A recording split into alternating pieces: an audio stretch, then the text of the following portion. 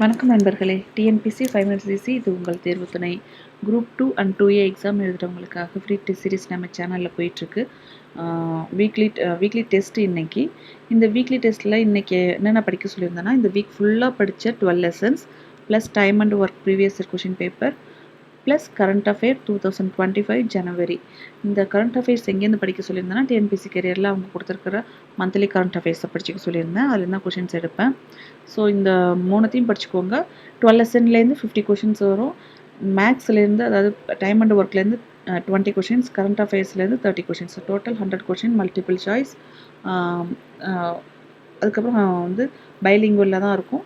So இந்த link நான் கொடுக்குறேன், அதை பார்த்துக்கோங்க.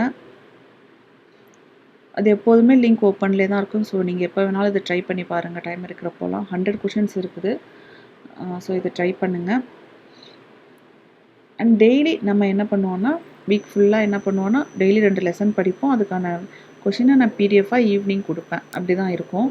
ஸோ இப்போ லெசன்ஸ் எல்லாம் நம்ம முடிச்சிட்டோம். இந்த 6th யூனிட்டில் இருக்கிற லெசன்ஸை வந்து மேக்ஸிமம் முடிச்சிட்டோம். அதுக்கப்புறம் திருக்குறள் மட்டும் தான் பேலன்ஸ் இருக்குது. ஸோ இந்த வீக்கில் நம்ம திருக்குறளை முடிச்சிடலாம்.